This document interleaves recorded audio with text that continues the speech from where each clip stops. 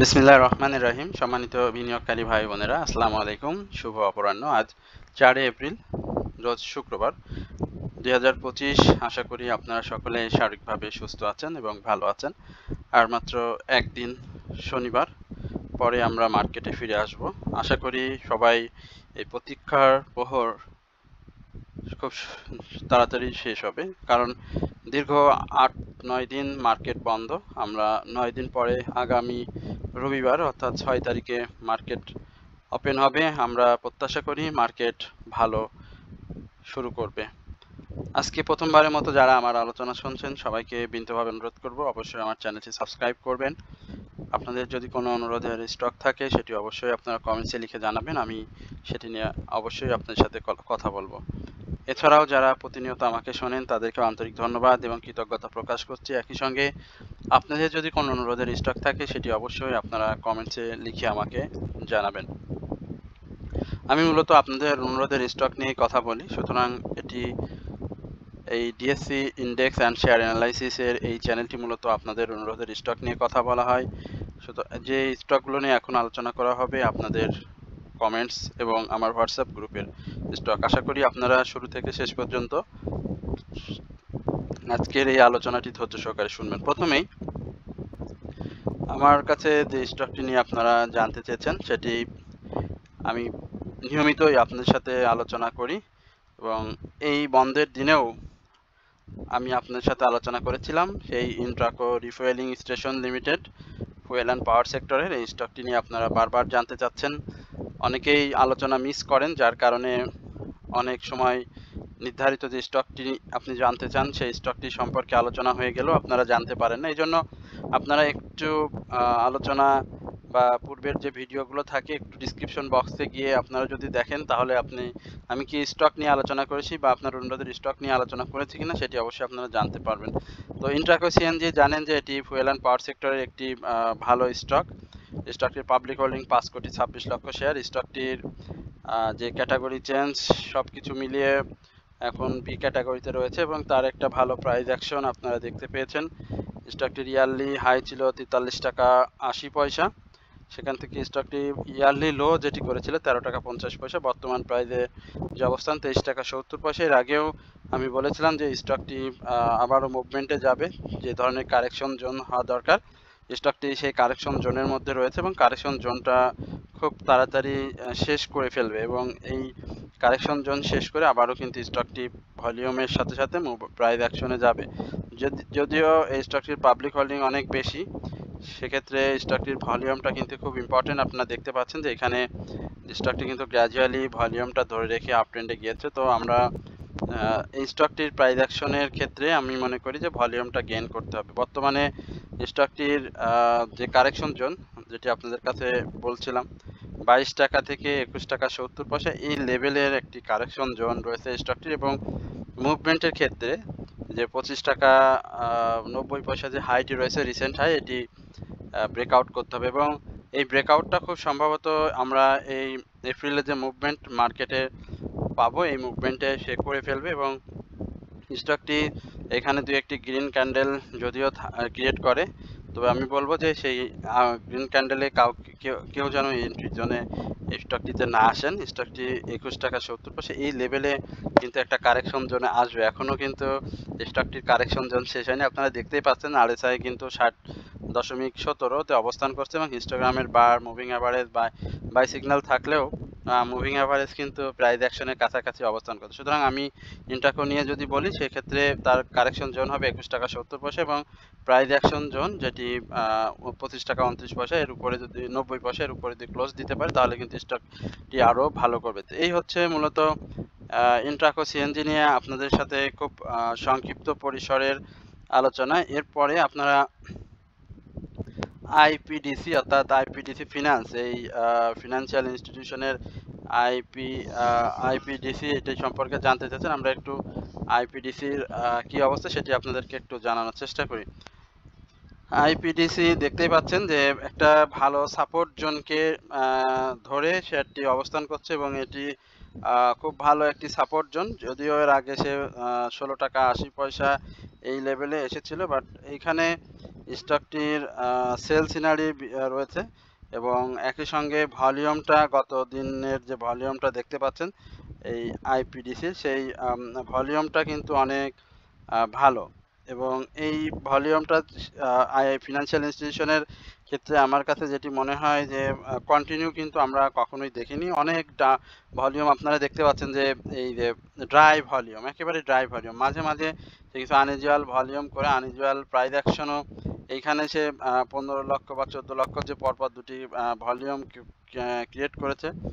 এখানে অনেকেই কিন্তু তার যে 25শে মার্চের যে মুভমেন্ট ছিল 16 টাকা 90 পয়সা থেকে 18 টাকা 20 পয়সা যে হাইটি করেছিল, আমি পরে কিন্তু স্টকটি সম্পর্কে আলোচনা করেছিলাম এবং বলেছিলাম যে একটি কারেকশন জোনটা স্টকটি করবে, কারণ এখানে আনইউজুয়াল ভলিউম করেই কিন্তু প্রাইস অ্যাকশনটা করেছে। তো এখন স্টকটি আমি বলবো যে 18 টাকা 30 পয়সার এটি সাকসেসফুল ব্রেকআউট করতে হবে এবং সেটি করে যদি 19 টাকার উপরে একটা ক্লোজ দিতে পারে তাহলে কিন্তু স্টকটি আমরা 21 থেকে 22 টাকা এই লেভেলে দেখতে পাবো। আর সেল সিনারি তো রয়েছেই, আর সাপোর্ট জোন যেটি বললাম যে 17 টাকা 70 পয়সা থেকে 17 টাকা 10 পয়সা এই সাপোর্ট বা এই লেভেলে আপনারা স্টকটিকে দেখবেন এবং এখানে যদি কেউ এন্ট্রি জোন হিসাবে চিন্তা করেন তাহলে আমি বলবো যে আপনি এখানে এন্ট্রি জোন হিসেবে শেয়ারটি বাই করতে পারেন। আর 16 টাকা 80 পয়সার যে সাপোর্ট বা ইয়ারলি লো 52 সপ্তাহ সেটি যদি ভেঙে ফেলে তাহলে কিন্তু স্টকটি 16 টাকা থেকে 15 টাকা 80 পয়সা বা 15 টাকা 90 পয়সা এই লেভেলে স্টকটি চলে আসবে। তো এই হচ্ছে মূলত আইপিডিসি নিয়ে আমার সংক্ষিপ্ত পরিসরের আলোচনা। এরপরে আপনাদের যে অনুরোধের স্টক রয়েছে সেই স্টকগুলো নিয়ে আপনাদের সাথে আমি কথা বলবো। এরপরে ইবিএল, এই স্টকটি নিয়ে আপনারা জানতে চাইছেন, আমরা একটু ইবিএল এর কি অবস্থা একটু দেখে আসি। ইস্টার্ন ব্যাংক লিমিটেড, এই স্টকটি ভলিউমটা পেয়েছে বেশ ভালো।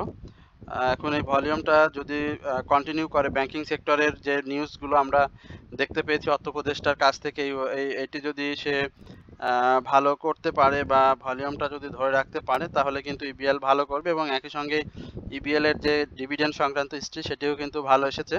সুতরাং ইবিএল 27 টাকা 10 পয়সার উপরে একটা ক্লোজ আমরা প্রত্যাশা করি এবং সেটি দিলে ইবিএল আরও ভালো করবে। তো যাদের কাছে রয়েছে 25 টাকা 90 পয়সা বা 25 টাকা 40 এই লেভেলে যাদের বাই রয়েছে, আমি বলবো 27 টাকা থেকে 27 টাকা 50 পয়সা এই লেভেলে আসলে শেয়ারটি থেকে আপনারা প্রফিট টেক করতে পারবেন এবং কারেকশন জোনে আসার আগ পর্যন্ত, কারেকশন জোনে এসে যদি আপনি এপ্রিলের যে 23 তারিখে রেকর্ড ডেট আছে, রেকর্ড পূর্বে যদি শেয়ারটি কিনতে পারেন তাহলে আমি বলবো যে আপনি সেক্ষেত্রে স্টকের যে 17%, 17.5-50% ক্যাশ এবং স্টক ডিভিডেন্ড সেটি ভোগ করতে পারবেন এবং সেই কারেকশন জোন যেটি বলবো সেই কারেকশন জোনটিও কিন্তু আমার কাছে মনে হয় যে বর্তমান যে প্রাইসটি সেখান থেকে হয়তো 24 টাকা বা 23 টাকা এই লেভেলে আসবে। তো এই জিনিসটা মাথায় রেখে আমি বলবো যে আপনারা ইবিএল ইস্টার্ন ব্যাংক লিমিটেড এই স্টকটিতে বাই সেল করতে পারেন। এরপরে আপনাদের আর বেশ কিছু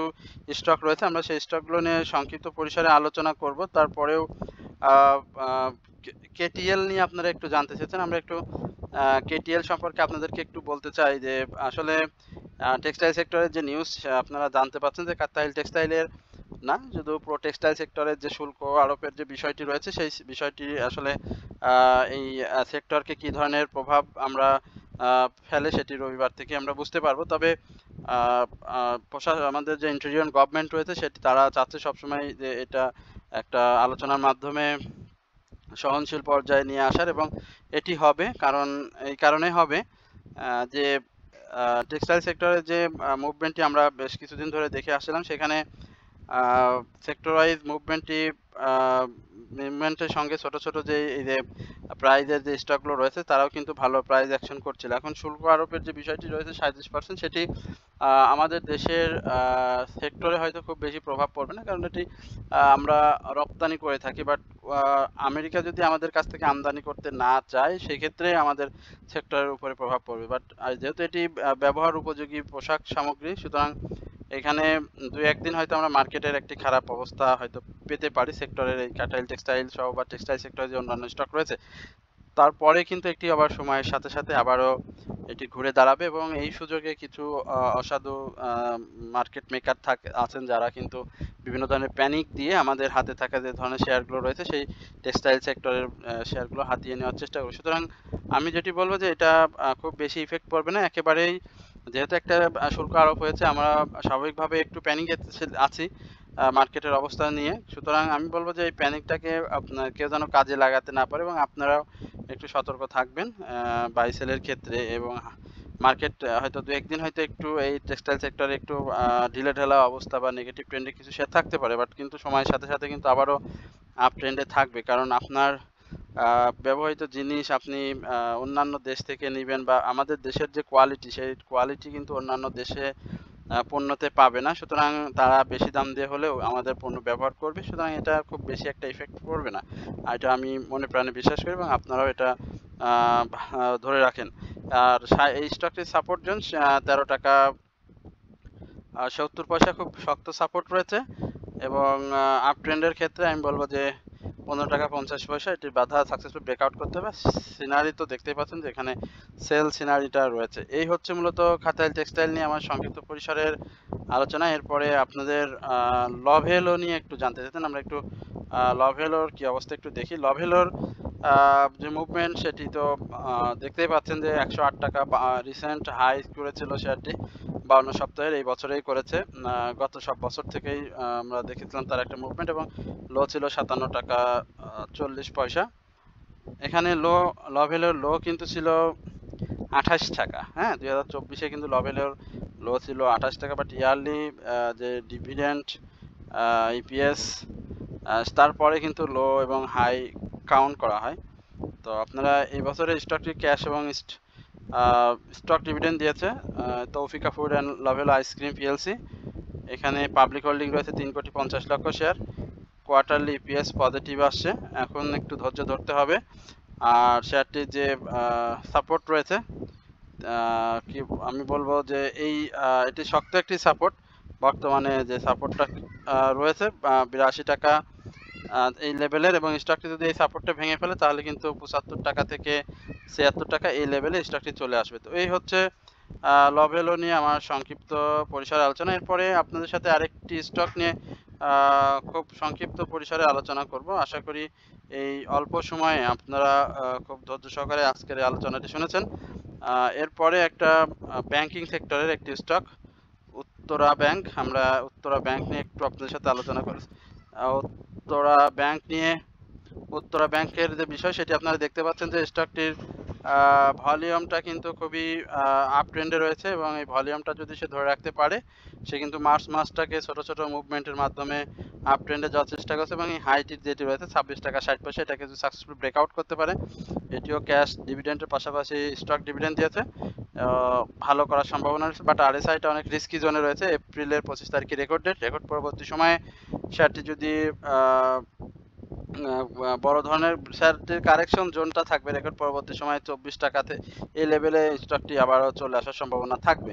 তো এখন যাদের রয়েছে তারা তো অবশ্যই যারা 24 টাকা বা 24 টাকার আশেপাশে বাই করেছেন তারা তো অবশ্যই প্রফিটে আছেন। তো আপনারা 26 টাকা এই লেভেলে আসলে সেল করে দিয়ে আবারও কারেকশন জোনের আগ পর্যন্ত অপেক্ষা করতে পারেন। অপেক্ষা করলে অবশ্যই আশা করি শেয়ারটি আরও কমে আপনারা বাই করতে পারবেন এবং সেক্ষেত্রে আপনাদের ক্যাশ এবং স্টক ডিভিডেন্ড দুটি পাওয়ার সম্ভাবনা থাকবে এবং সেখানেও আপনারা ভালো লাভ করতে পারবেন। তো এই হচ্ছে আজকের স্টক এবং আপনাদের অনুরোধের যে স্টক রয়েছে সেই সম্পর্কিত